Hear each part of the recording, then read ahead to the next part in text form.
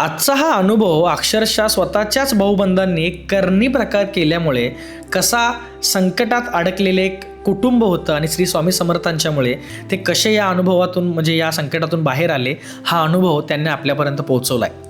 तुम्ही देखील अशा अनुभव आमच्यापर्यंत पोहोचवू शकता. त्यासाठी डिस्क्रिप्शन बॉक्समध्ये एक लिंक आहे, त्या लिंकवर क्लिक करा आणि त्यानंतर तुमच्यासमोर जो फॉर्म येईल त्या फॉर्ममध्ये तुम्ही तुमचा अनुभव लिहू शकता. जर तुमचं नाव सांगायचं असेल तर वरती नाव लिहा, किंबहुना तुमचं नाव गुपित ठेवलं जाईल. आणि अशा अनेक अनुभव या चॅनलवरती आहेत ज्यामुळे तुम्ही सध्या ज्या संकटामध्ये अडकला आहात, कारण प्रत्येक माणूस कोणत्या ना कोणत्या संकटात नक्कीच अडकलेला असतो, आणि हे अनुभव ऐकल्यामुळे मी एवढी खात्री देतो की तुम्हाला त्या आत्ता असलेल्या संकटातून बाहेर पडण्याचा मार्ग नक्कीच मिळेल, ही माझी खात्री आहे. त्यासाठी हा अनुभव स्वतःचा आहे असं इमॅजिन करा. हेडफोन्स असतील तर हेडफोन लावा आणि शांतपणे हा अनुभव ऐका. जय जय रघुवीर समर्थ.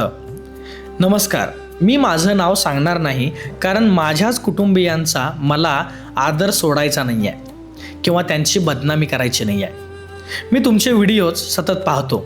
लोकांचे अनुभव ऐकून खरंच सध्या जगण्यासाठी प्रेरणा मिळते आणि म्हणूनच मी माझा आजचा अनुभव हा तुम्हाला सांगत आहे. कृपया माझं नाव गुपितच राहू द्या. आमचं एकत्र कुटुंब होतं. सुरुवातीला सगळं अगदी सुरळीत सुरू होतं, पण जमिनीच्या वादानंतर सख्या भावांची नियती बदलली. आमच्या घरात अचानक विचित्र गोष्टी घडू लागल्या. रात्री 2:30-3 वाजता घरात पावलांचे आवाज यायला लागले. आईला सतत भीतीदायक स्वप्न पडायची. बापांचा व्यवसाय एका रात्रीत कोसळला होता. डॉक्टराकडे गेले, पूजा केली, औषधं घेतली, पण कोणालाही काहीही फरक पडत नव्हता. एके दिवशी आमच्या अंगणात अक्षरशः लिंबू, काळी बाहुली, काळे धागे अशा विचित्र वस्तू सापडल्या. गावातील एका वयोवृद्ध माणसाने त्या पाहिल्या आणि म्हणाला, तुमच्यावर करणीचा प्रकार झाल्यासारखं वाटतंय. आम्हाला धक्काच बसला. काही दिवसांनी एका जवळच्या व्यक्तीकडून आम्हाला समजलं की हे सगळं दुसरं कोणी नाही तर स्वतःच्याच भावांनी मत्सरातून करून घेतलं आहे. त्या क्षणी विश्वासात बसत नव्हता. रक्ताची नाती म्हणजे मी माझ्या काकांच्याबद्दल बोलत आहे. एवढ्या खालच्या तळाला जाऊ शकतात याची कल्पना देखील केली नव्हती. आम्ही पूर्णपणे खचून गेलो होतो. पण त्याच काळात एका भक्ताने आम्हाला सल्ला दिला की काहीही झालं तरी श्री स्वामी समर्थांच्या मठात जायचं सोडू नका. त्यांचा नाम जप वाढवा, डोक्यात चांगला प्रकाश पडेल. त्या दिवसाच्या आधी आम्ही कधी जात नव्हतो, पण त्या दिवसापासून आम्ही रोज श्री स्वामी समर्थ हा नाम जप सुरू केला. आमच्या घरी श्री स्वामी समर्थांची आरती देखील करण्यास सुरुवात केली. तारक मंत्र आणि गुरुवारचा मी उपवास देखील धरायला सुरुवात केला. आणि मग एक अशी घटना घडली की आजही मला आठवली की अंगावर काटे येतात. एका रात्री मला स्वप्नात एका तेजस्वी संन्यासी दिसले.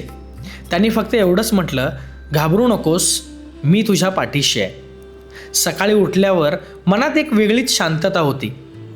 त्या दिवसानंतर हळूहळू सगळं बदलायला लागलं. बाबांचा व्यवसाय देखील पुन्हा उभा राहिला. घरातील सततची भीती संपली.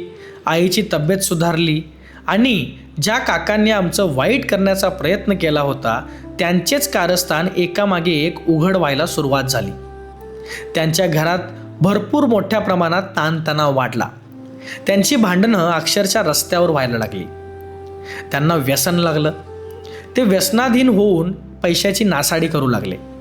गावात अक्षरशः त्यांच्याकडे कोण बोट देखील करायला उरले नव्हते, कारण सगळ्या गावातल्यांच्या नजरेत त्यांची इमेज खूपच जास्त खराब झाली होती. पण मी कधीच अशी प्रार्थना देवाकडे केली नव्हती. हां, पण त्यांनी नक्कीच आमच्याबद्दल वाईट विचार केला असेल.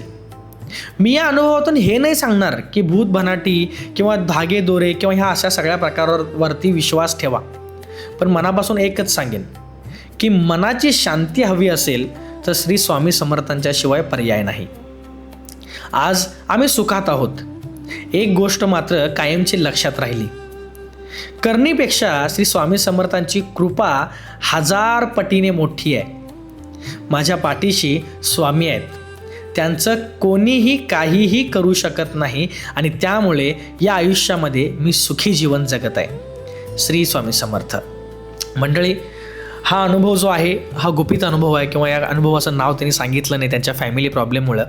पण मला इथं ही गोष्ट नक्कीच सांगायची आहे. जसं यांनी आपला अनुभव सांगितला की करणी असेल किंवा भूतबनाटी असेल, या सगळ्या प्रकाराला कंटाळून लोक खूप प्रॉब्लेममध्ये अडकतात. किंवा तुम्ही देखील तुमच्या आयुष्यामध्ये तुम्हाला कळत नसेल की काय अडचण आहे, काय प्रॉब्लेम आहे, डोळ्यात तर काही प्रॉब्लेम दिसत नाही, पण तरी देखील घरात ताणतणाव, थकवा असेल, टेन्शन असेल, पैशाची चणचण असेल, ही कायमस्वरूपी असते किंवा चिडचिड, भांडणं कायमस्वरूपी असतात. याच्या मागं अशी अनेक कारणं असू शकतात ज्याच्यावरती विश्वास ठेवावा की नाही ठेवावा हा प्रत्येकाचा आपला आपला प्रश्न असतो. पण माझं आवर्जून एवढंच सांगणं असेल की या सगळ्यावरती तुम्ही पॉझिटिव्ह एनर्जीवर विश्वास ठेवून तुम्ही स्वतःचं मन पॉझिटिव्ह ठेवला तर नक्की अशा मार्गातून तुम्ही बाहेर पडता. श्री स्वामी समर्थांच्या मठामध्ये जसं या कथेमध्ये सांगितलं की श्री स्वामी समर्थांच्या मठामध्ये गेल्यामुळे डोकं शांत राहतं, पॉझिटिव्ह एनर्जी येते, पॉझिटिव्ह वाईब्स येतात आणि त्या पॉझिटिव्ह गोष्टींच्यामुळं श्री स्वामी समर्थ स्वतः आपल्याशी बोलत आहेत आणि श्री स्वामी समर्थांचा आशीर्वाद आपल्याला मिळतोय याची प्रचिती होते. जसं की यांनी सांगितलं की यांच्या स्वप्नामध्ये अक्षरशः स्वामी समर्थ आले होते आणि त्यांनी याला सांगितलं, त्यांनी यांना विश्वास दिला की घाबरू नकोस, मी तुझ्या पाठीशी आहे.